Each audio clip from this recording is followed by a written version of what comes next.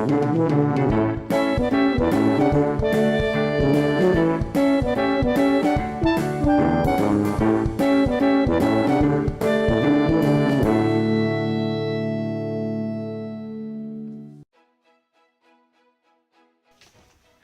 à tous, j'espère que vous allez bien. Je vous souhaite la bienvenue dans cette nouvelle vidéo qui sera un update lecture puisque je vais vous présenter mon bilan du Readathon Harry Potter.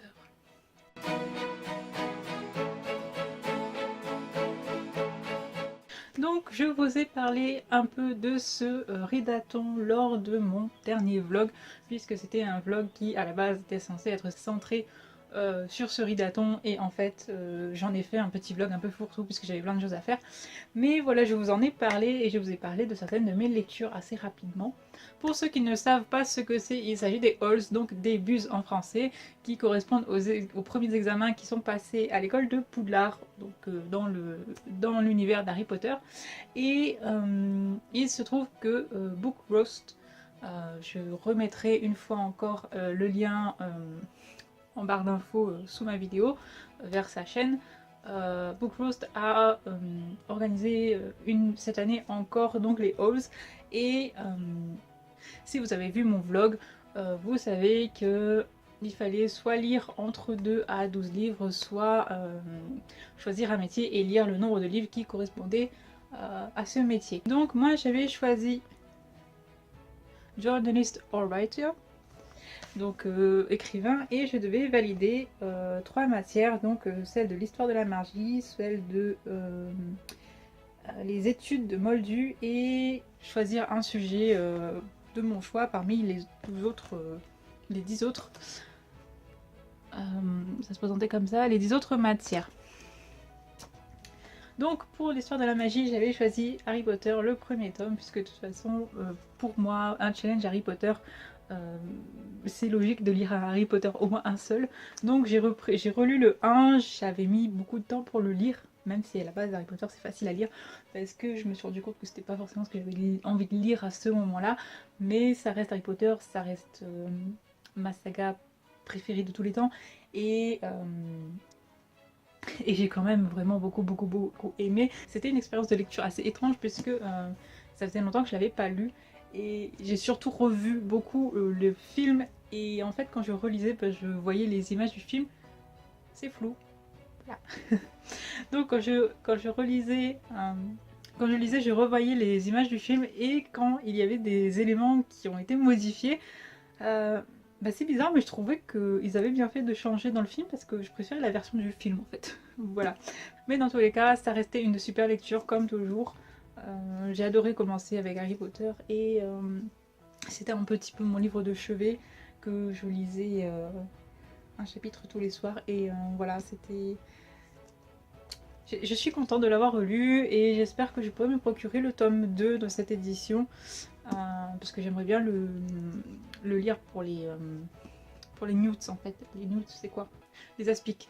Donc les aspics qui seront organisés en août si je me souviens bien, et du coup j'aimerais lire le 2 pour les aspics en fait. Donc on verra ça.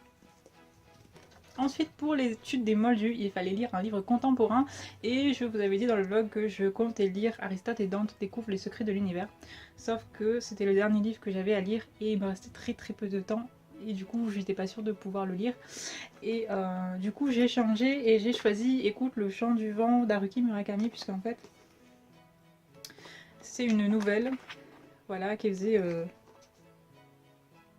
140 pages, voilà, en livre de poche, donc c'était vraiment très rapide à lire. L'autre partie c'est Flipper, donc je l'ai pas encore lu. Qu'est-ce que je pourrais vous dire de ce livre? C'est très particulier. On a l'impression qu'il a écrit un peu au fil de la plume et qu'on suit son personnage dans ses déambulations. Enfin, j'ai trouvé ça très particulier. J'ai aimé, j'ai réussi à le lire, c'était pas insupportable lire, voilà. J'ai aimé, mais j'ai trouvé ça particulier. Du coup, je sais pas, et je ne saurais même pas vous expliquer réellement de quoi ça parle. Ça parle d'un homme, et donc d'un narrateur, Je ne sais même plus c'est quoi, si on dit son nom. Et des fois je me demande est-ce que le narrateur c'est un personnage fictif ou est-ce que c'est à moitié autobiographique, je ne sais pas. En tout cas on suit le narrateur qui est un étudiant qui est revenu pour les vacances d'été dans sa petite bourgade, je sais même pas où. Voilà. Il dit juste qu'il va retourner faire ses études à Tokyo, donc je ne sais pas. Et du coup, on le suit. Il nous parle de son ami le rat, du barman, G. Il rencontre une femme qui semble avoir quelques problèmes. Enfin, c'est... Je le vends pas très bien, mais en même temps, je sais pas comment vous le vendre. Je ne sais pas. C'était pas désagréable à lire. Après, je pense que je vais me procurer Kafka après le... C'est Kafka après le rivage, je crois.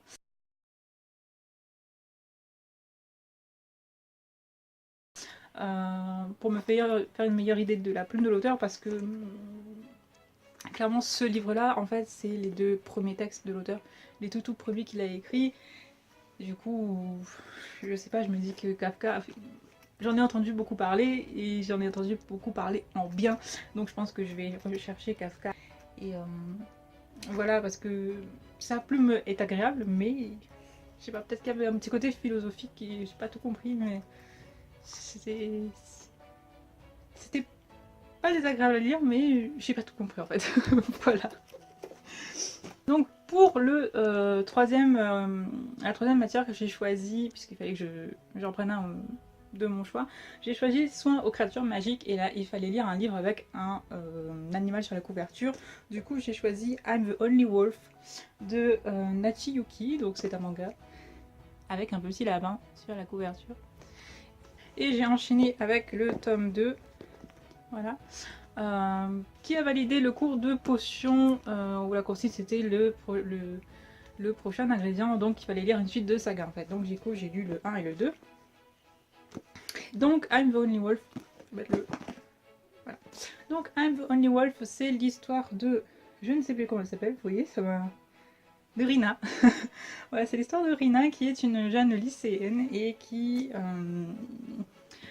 refuse catégoriquement de sortir avec un garçon, qui repousse toutes les avances de tous les garçons, parce que pour elle, tous les garçons sont des loups, c'est-à-dire que ce sont des cannibales qui courent après les jeunes filles juste pour faire des cochonneries quoi, avec les filles. Voilà. Donc son avis sur les garçons n'est pas très glorieux, et il se trouve qu'un nouvel élève va arriver dans sa classe, et l'ironie fait que ce garçon a en fait été élevé par des vrais loups. Et le paradoxe là-dedans, c'est qu'il a été élevé par des vrais loups, mais du coup, comme il a été élevé par des animaux, il ne connaît rien en fait des relations amoureuses homme-femme, garçon-fille quoi, et du coup, elle voit en lui celui qu'elle attendait en fait, parce que il a quelque chose d'innocent et qui fait que pour elle, c'est lui en fait, voilà. Donc vous vous doutez qu'un garçon qui a été élevé par des loups, il a des réflexes un peu hors du commun on va dire, il réagit comme un loup en fait, et ça crée vraiment des situations vraiment cocasses, des fois c'est... Enfin, ça m'a fait vraiment beaucoup rire en fait ce manga, donc j'ai eu le tome 3, j'ai pas encore eu le temps de le lire, mais je pense que je vais le lire. Après il y a un truc qui m'a énervé en fait, c'est que Rina, elle est tellement...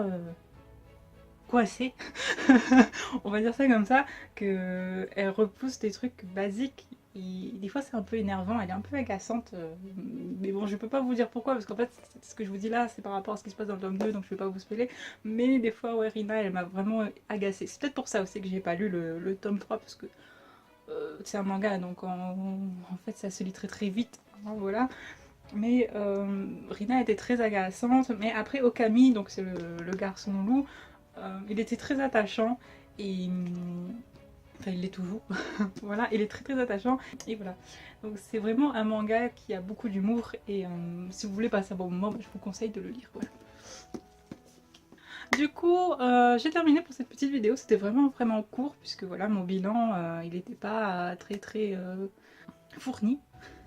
Voilà, au final j'ai lu que 4 livres, mais dans tous les cas j'ai validé puisque j'ai lu au moins 2 livres. Voilà, j'en ai lu 4 et j'ai validé les matières pour le métier d'auteur puisque il fallait en lire 3 et j'en ai lu 4, donc voilà. Et du coup je valide avec la mention acceptable, je crois que c'était acceptable, effort exceptionnel et optimal.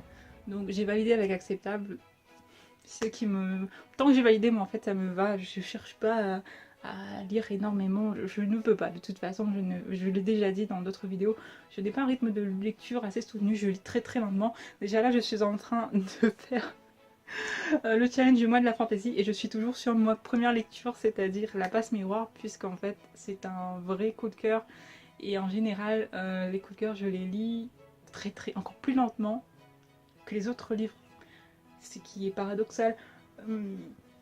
Je sais pas si je vous ai déjà parlé de de Georgina Kincaid, de la saga Succubus de Rachel Mead. C'est une démone qui est aussi libraire et en fait elle a un truc, c'est que comme elle est immortelle, elle a décidé de faire durer les petits plaisirs simples de la vie. Elle a appris à profiter en fait et du coup il y a un livre d'un de ses auteurs préférés où elle se force à ne lire qu'un chapitre par jour. Et ben je suis un peu comme ça en fait, voilà. Donc je suis toujours sur La Passe Miroir et je me demande si ça va pas être ma seule lecture du mois de la fantaisie en fait, très clairement.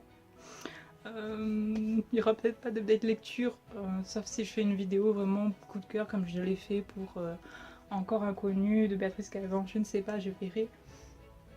En tout cas, voilà où j'en suis aujourd'hui dans mes lectures. Je pense que je vais aller à la librairie demain. Donc demain, au moment où je vous enregistre, ce sera le 16. Donc je pense que je vais acheter des livres, dont La Passe Miroir parce que je l'ai en numérique et j'ai envie de l'avoir en papier parce que j'aime vraiment beaucoup. Du coup, il devrait y avoir une vidéo book haul très prochainement sur la chaîne. Voilà. Donc voilà, c'est tout pour cette vidéo. J'espère que ça vous a plu. Dites-moi en commentaire si vous avez participé aux hauls ou aux bus, comme vous voulez. Si vous n'avez pas participé, est-ce que ça vous aurait intéressé? Dans ce cas-là, je vous invite à vous abonner à la chaîne de Book Roast, même si c'est en anglais. En général, les vidéos de challenge Harry Potter, dès le titre on le voit en fait. Et après si on ne comprend pas vraiment, il suffit de chercher les booktubeuses françaises qui le font et si on ne comprend pas. Et en général elles traduisent. Enfin il y en a qui traduisent, vu qu'elles reprennent en fait un livre par matière, beaucoup, elles traduisent en même temps. Donc du coup après vous pouvez aussi participer. Moi pour une fois j'ai pas eu besoin de traduction, mais c'est vrai que des fois c'est pas très clair en fait, donc voilà, vu que c'est en anglais c'est pas forcément simple pour tout le monde. En tout cas moi j'ai adoré participer cette année et j'ai hâte d'être en août, même si en août je pense que ça va être vraiment très difficile parce qu'il y a beaucoup plus de livres à lire. Voilà, donc je verrai comment je fais puisque c'est toujours un mois aussi, donc voilà.